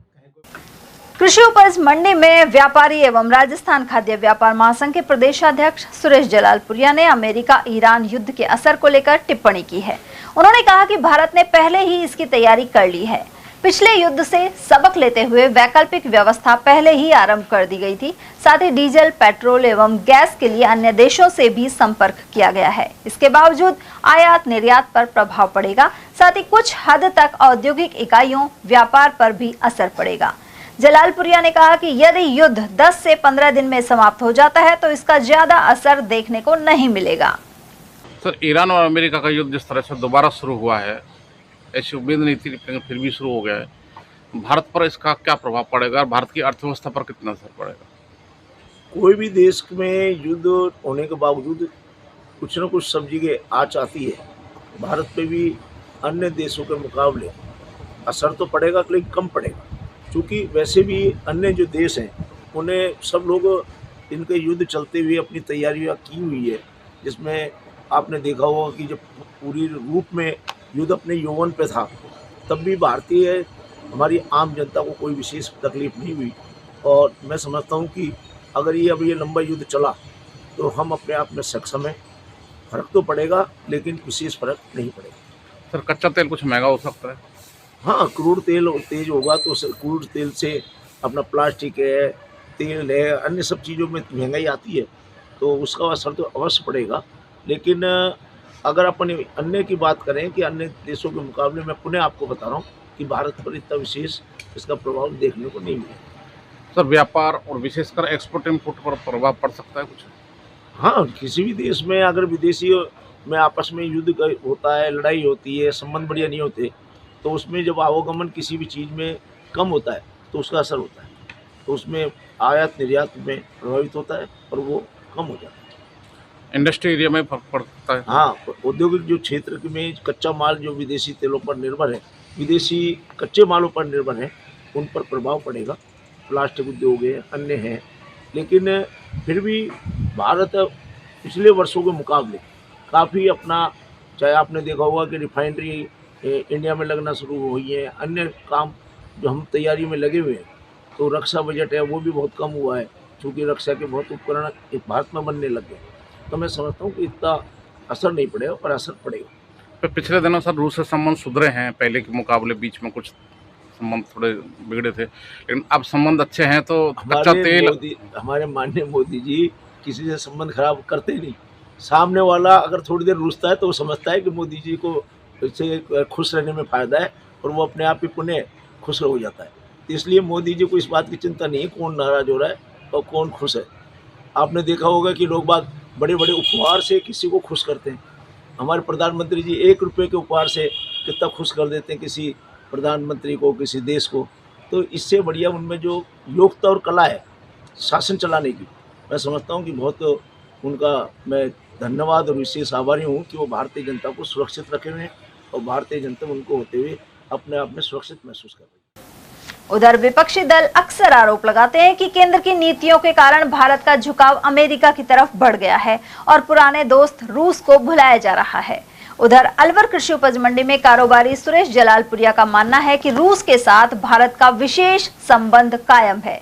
उन्होंने कहा कि प्रधानमंत्री नरेंद्र मोदी के सभी देशों के प्रधानमंत्री और राष्ट्रपतियों से अच्छे संबंध हैं, लेकिन रूस ने हमेशा भारत का साथ दिया है। यही वजह है कि वहां के राष्ट्रपति ने भारत को उनके देश में एक नया शहर बसाने के लिए आमंत्रित किया है। भारत ने भी इसे मंजूरी दे दी है और अब इस पर काम शुरू किया जाएगा। जलालपुरिया के अनुसार भारत रूस का विश्वास पात्र और मित्र देश है एवं इसका फायदा दोनों देशों को मिल रहा है। उसने जिस तरह से भारत को एक सिटी बनाने का जो प्रस्ताव भेजा है, भारत सरकार ने मंजूर भी किया है, तो जिस तरह से एक नई सिटी भारत रूस में विकसित कर रहा है। रूस हमारा पुराना मित्र है, उसके अलावा भी हमारे जो आंतरिक रूप से जो भारत से ईर्ष्या रखते हैं उसका तो किसी के पास इलाज है नहीं। अन्यथा भारत किसी का बुरा नहीं चाहता, खुश रहो और खुश रहने दो का नारा हमारे भारत में, हमारा प्रत्येक नागरिक का हमारा ये सिद्धांत रहा है कि हम किसी को ज़बरदस्ती परेशानी नहीं करते। लेकिन वो सामने वाला जब परेशान करता है तो फिर आदमी को अपने सुरक्षा और अपने उसके लिए तैयार भी रहना पड़ता है। सर, अमेरिका ने भारत को आंखें दिखाई तो रूस के राष्ट्रपति तुरंत आगे भारत को दबाया नहीं जाएगा। मैं आपने देखा होगा कि अमेरिका का राष्ट्रपति मोदी जी को फोन कर रहे हैं, आपने कभी देखा ऐसा? तो इससे मतलब वो किसी से नाराजगी नहीं रखते। उस दिन कोई नाराज होगा वो अपना आप उनका दोस्त हो जाएगा, ये मैं अपने आप में मुझे विश्वास है। तो निश्चित है कि रूस की दोस्ती भारत को हमेशा मददगार रहेगी, हमेशा एक वरदान के रूप में काम आएगी। वो वास्तव में हमारा पुराना पक्का दोस्त है और उसने कभी दगा नहीं किया। सबसे बड़ी बात है दोस्ती में दगा नहीं करने वालों में रूस है। अलवर नगर विकास न्यास में आयोजित शहरी सेवा शिविर के दौरान बड़ी संख्या में बंजारा समाज के परिवार पहुंचे।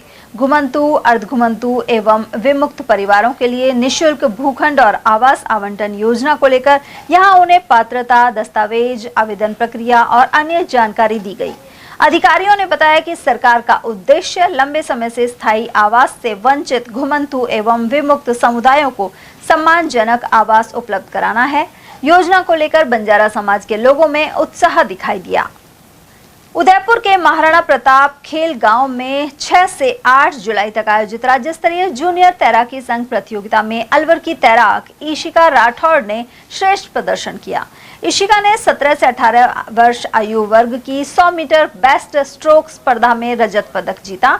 वहीं 50 और 100 मीटर फ्री स्टाइल सहित 400 मीटर व्यक्तिगत मेडल स्पर्धा में कांस्य पदक प्राप्त किया है।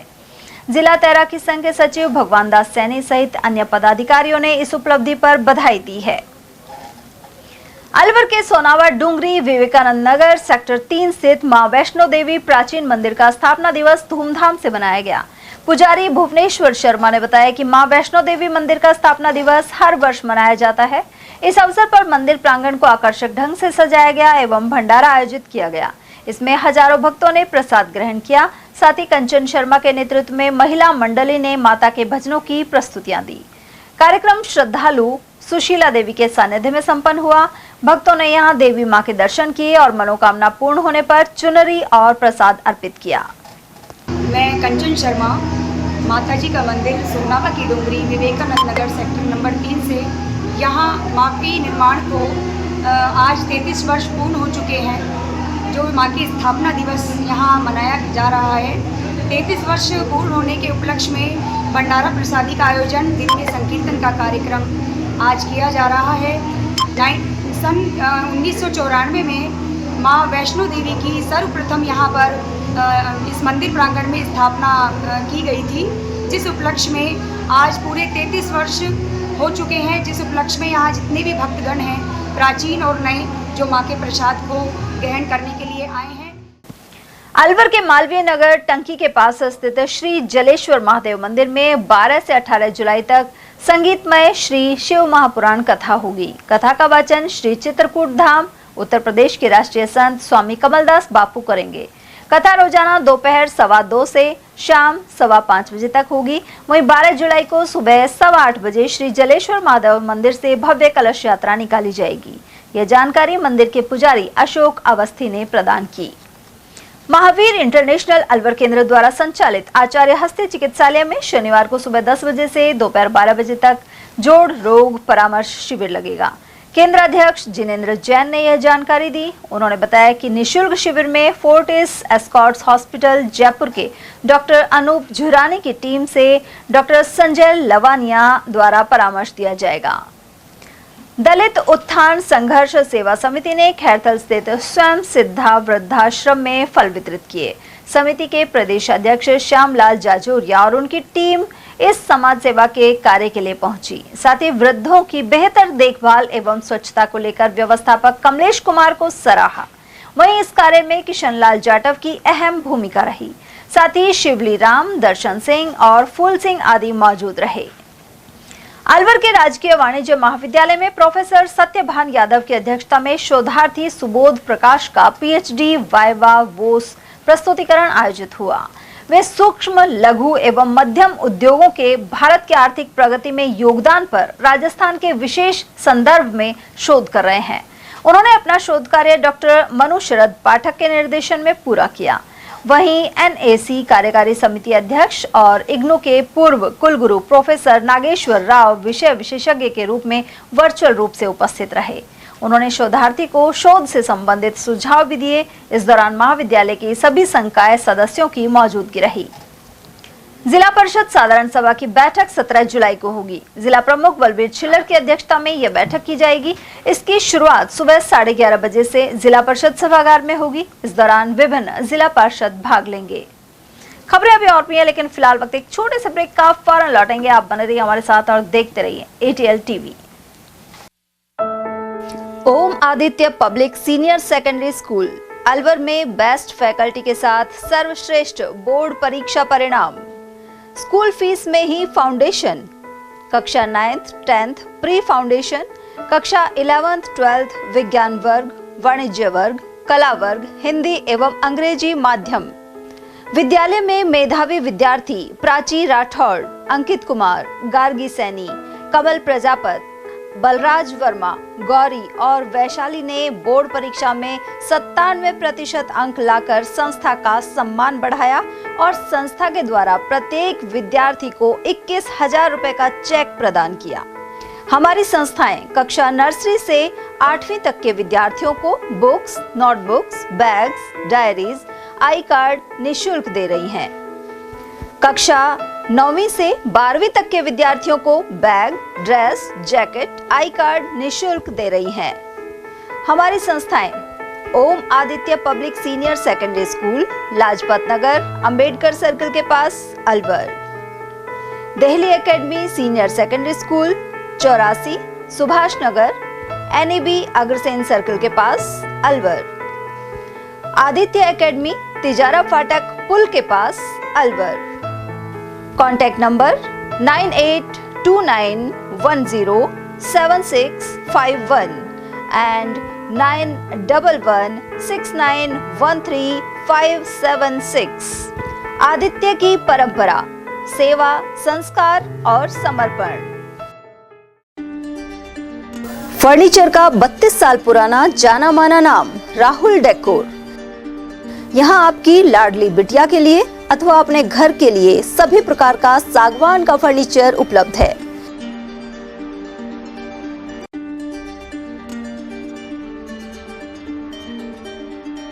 Double bed, dressing table, sofa set सागवान एवं कपड़े वाले तथा सेंटर टेबल, भट्टी कलर, स्टील अलमारी, ब्रांडेड एवं सॉफ्टी फोम के गद्दे आपकी नाप तोल से बनाए जाते हैं।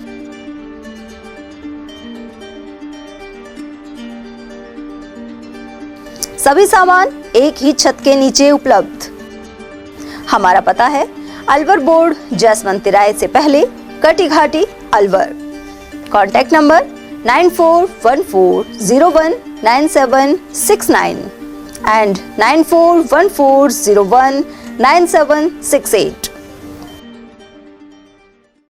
BL Public School, a prestigious name in the field of education. BL Public School is not merely an educational institution but a dynamic center of values, discipline and excellence. The school prioritizes the holistic development of every student, ensuring that they not only excel academically but also succeed confidently in all aspects of life. The academic environment of the school is well organized, motivating and technologically enriched. Education is delivered through a balanced integration of modern resources and moral values.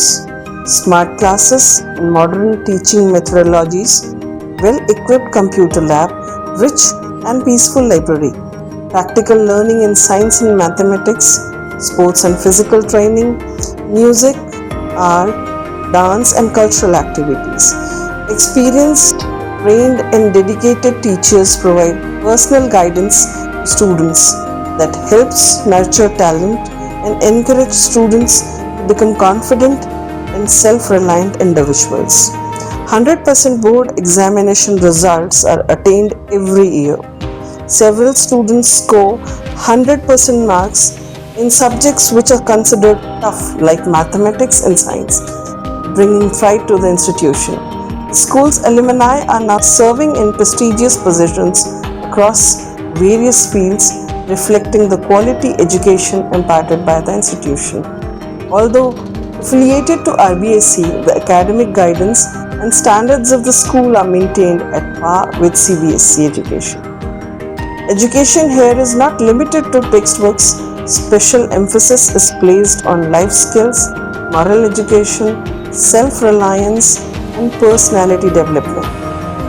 Self-praise is no recommendation. Kindly come, visit us and see yourself. Our addresses: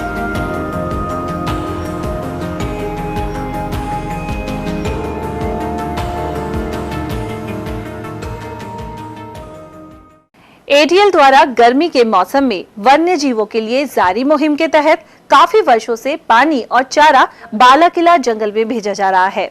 मकसद यह है कि बेजुबान जानवरों को इस तेज गर्मी में पानी और चारे के लिए भटकना ना पड़े। एटीएल की इस मुहिम में आप लोग भी हमारे साथ सहयोग कर मूक प्राणियों की सेवा के जरिए पुण्य लाभ उठाएं। संपर्क करें मुकेश गुप्ता, निदेशक एटीएल, मोबाइल नंबर 9414019207। ब्रेक के बाद एक बार फिर आप सभी का स्वागत है। मालाखेड़ा में श्री जगन्नाथ महाराज की रथ यात्रा और वरमाला महोत्सव के आयोजन स्थल तुलसीराम जी की बगीचे में आखिरकार सफाई शुरू हो गई है।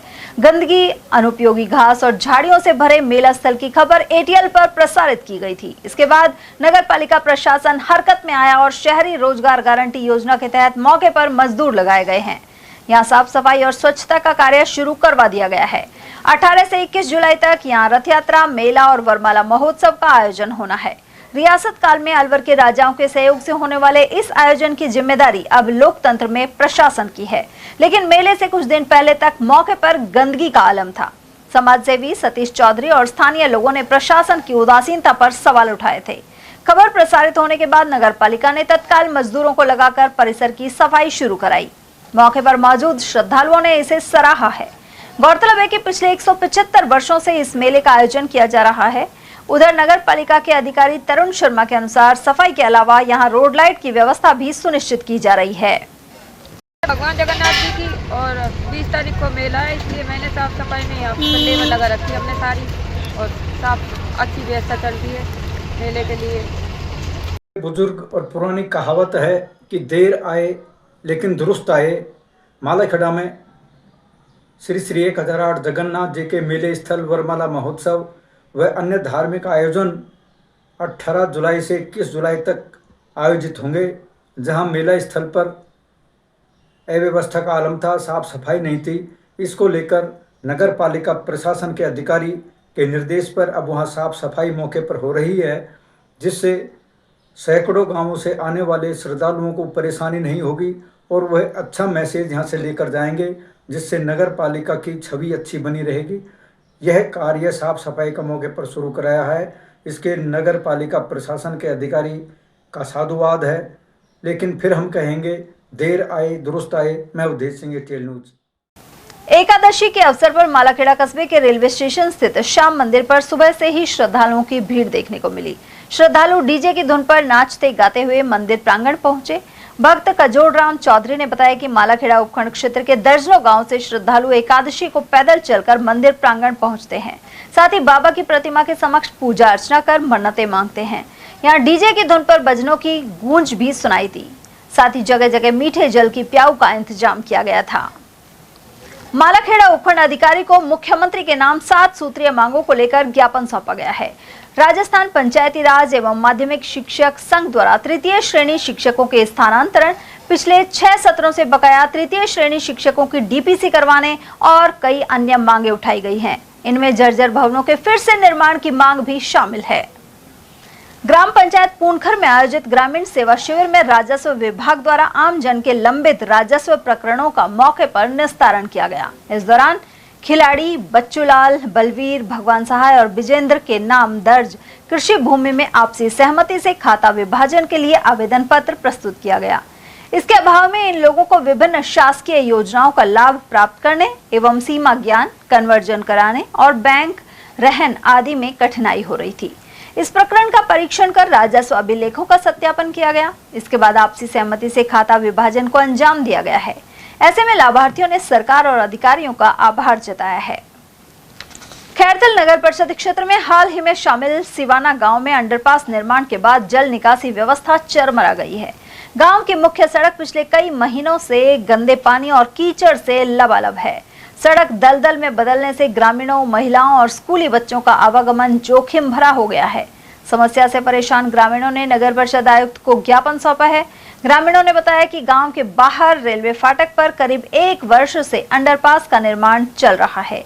पहले गांव का गंदा पानी रेलवे फाटक के किनारे बने प्राकृतिक मार्ग से आसानी से निकल जाता था, लेकिन निर्माण के दौरान दोनों ओर मिट्टी के ऊंचे टीले बना दिए गए। इससे पानी की निकासी पूरी तरह बंद हो गई और अब गंदा पानी गांव की मुख्य सड़क पर जमा होने लगा है।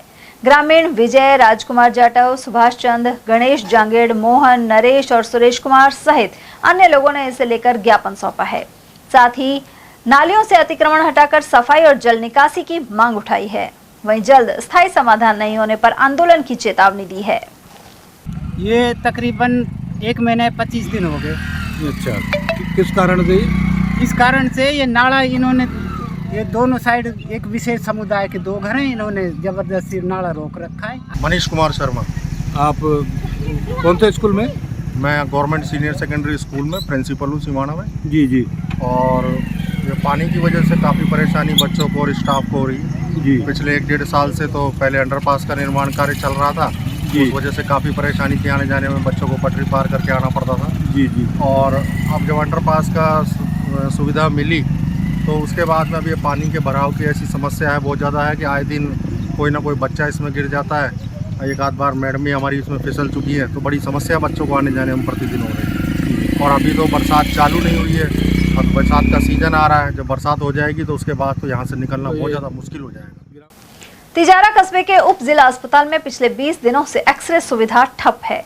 अस्पताल में लगी दोनों एक्सरे मशीनें खराब होने के कारण रोजाना आने वाले 80 से 90 मरीजों को भारी परेशानी का सामना करना पड़ रहा है।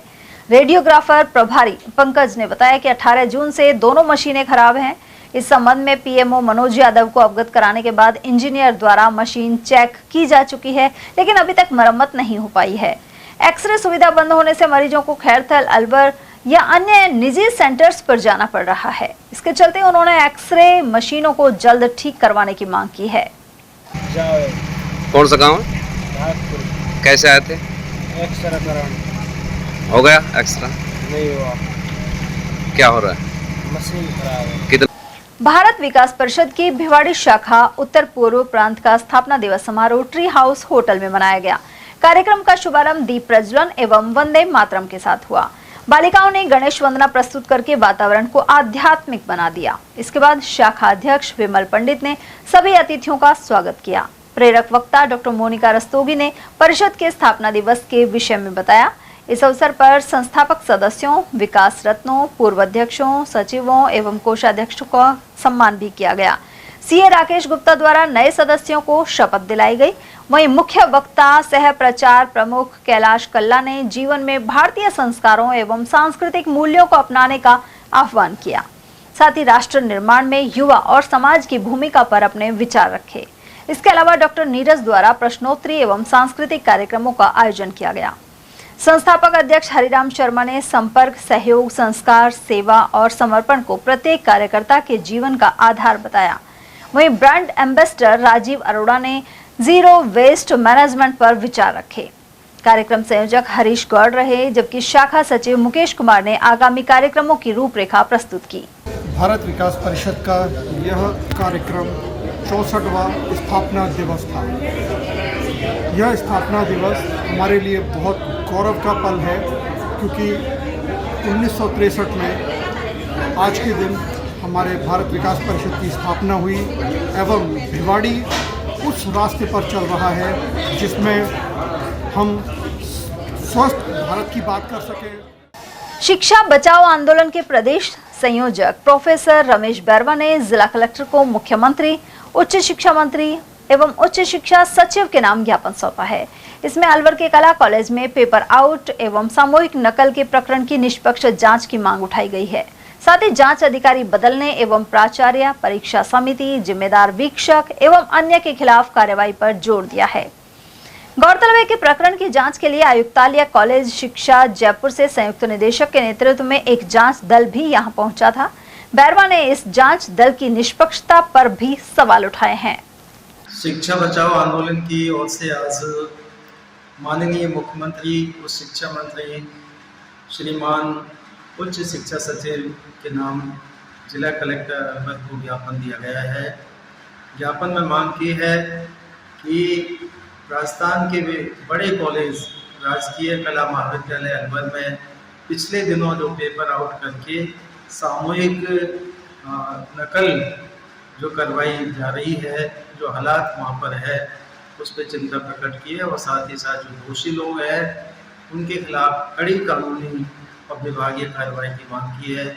इसी के साथ 8 जुलाई को यानी कल आयुक्तालय कॉलेज शिक्षा से जो जांच दल आया था, जांच दल ने मामले को एकदम रफा दफा उस पर लिपापोती करने का संदेश दिया है, जिसके प्रति हम आक्रोश व्यक्त करते हैं और श्रीमान उच्च शिक्षा सचिव श्रीमान नायक महोदय से पुरजोर मांग करते हैं कि निष्पक्ष और स्वतंत्र जांच के लिए जांच अधिकारी बदला जाए। ग्राम झिवाना में ग्रामीणों को स्वच्छ एवं शीतल पेयजल उपलब्ध कराने की दिशा में बहुजन समाज पार्टी द्वारा पहल की गई है। बसपा के प्रदेश महासचिव चौधरी फजल हुसैन ने उनके द्वारा भेंट किए गए वाटर कूलर का लोकार्पण किया। साथ ही कहा कि भीषण गर्मी के दौरान ग्रामीणों को शीतल एवं स्वच्छ पेयजल उपलब्ध कराना उनकी प्राथमिकता है। इस अवसर पर मौलवी फजरुद्दीन सहित प्रदेश सचिव सीताराम गोठवाल, वारिस खान, हनीफ, तैयब, हाजी शेर मोहम्मद, जुहरू, शकील खान, मकसूद, हाजी दीनू और अजहर आदि मौजूद रहे। आज हमने झिवाना में किया है वाटर कूलर का उद्घाटन, हमने अमेरिका में किया है, उससे पहले हम जरौली में किया है। तो एक जन सेवा की भावना ही है, हम ये चाहते हैं कि इतनी गर्मी है। निवाई में गुर्जर समाज के प्रतिनिधियों ने उपखंड अधिकारी को ज्ञापन सौंपा है। इसमें सोशल मीडिया पर समाज के नेताओं एवं महिलाओं के खिलाफ कथित अभद्र और आपत्तिजनक टिप्पणियां करने वालों पर कानूनी कार्रवाई की मांग की है। ज्ञापन में आरोप लगाया गया है कि कुछ लोगों द्वारा सोशल मीडिया पर आपत्तिजनक भाषा का प्रयोग कर सामाजिक सौहार्द बिगाड़ने का प्रयास किया जा रहा है। समाज ने ऐसे लोगों के खिलाफ तत्काल FIR दर्ज करने पर जोर दिया है। साथ ही पुलिस प्रशासन से मामले की निष्पक्ष जांच की मांग उठाई है। जिला विधिक सेवा प्राधिकरण खैरथल तिजारा के सचिव एवं ADJ अजीत कुड़ी ने कस्तूरबा गांधी आवासीय विद्यालय बास कृपाल नगर का निरीक्षण किया। निरीक्षण के दौरान व्यवस्थाओं में कई गंभीर खामियां सामने आने पर सचिव ने गहरी नाराजगी जताते हुए सुधार के निर्देश दिए हैं। यहाँ भोजन निर्धारित मानकों के अनुरूप नहीं पाया गया। साथ ही यह भी सामने आया कि छात्राओं और विद्यालय स्टाफ के लिए अलग अलग भोजन तैयार किया जा रहा था। इसके अलावा निर्धारित मेन्यू के अनुसार भोजन नहीं बनाया जा रहा था। वहीं कई कमरों में क्षमता से अधिक छात्राओं को रखा गया था, जिससे कमरों में बेहद गर्मी और असुविधा का वातावरण था। वहां कूलर जैसी आवश्यक सुविधाएं भी उपलब्ध नहीं थी। सचिव ने इस स्थिति पर कड़ी आपत्ति जताते हुए इसे छात्राओं के स्वास्थ्य और सुरक्षा के लिए गंभीर चिंता का विषय बताया। निरीक्षण में विद्यालय के कुछ कमरे जर्जर अवस्था में भी पाए गए। प्रधानाध्यापिका ने बताया कि इस संबंध में जिला शिक्षा अधिकारी को मौखिक रूप से अवगत कराया जा चुका है।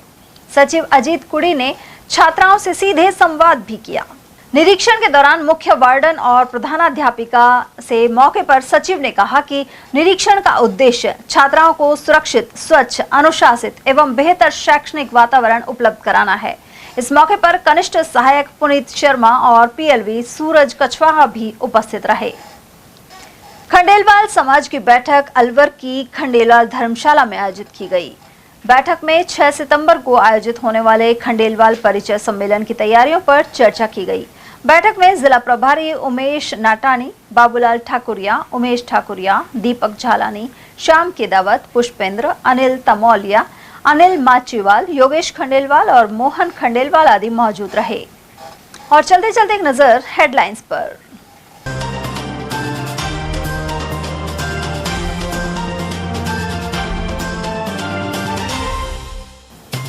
लूटपाट के बाद 75 साल के बुजुर्ग को उतारा मौत के घाट और आरोपी किए गिरफ्तार। खदाना मोहल्ले की वारदात ने कानून व्यवस्था पर फिर उठाए सवाल। पूर्व सभापति अजय अग्रवाल के मामा थे मृतक दिनेश चंद। नाबालिग के अपहरण के बाद नशा करवाकर किया गैंगरेप। किशनगढ़ बास थाना क्षेत्र के मामले में 4 आरोपी हुए गिरफ्तार। बारिश के दिनों में सांप के डसने की बड़ी घटनाएं। एक ही दिन में अलग अलग स्थानों पर 3 लोग हुए शिकार। और 196 साल पुराने इंद्र विमान पर 22 जुलाई को निकलेगी भगवान जगन्नाथ की भव्य सवारी। दुबई से आएगी विशेष पोशाक। ATL न्यूज में आज के लिए इतना ही। ताजा जानकारियों के लिए बने रहिए हमारे साथ। नमस्कार।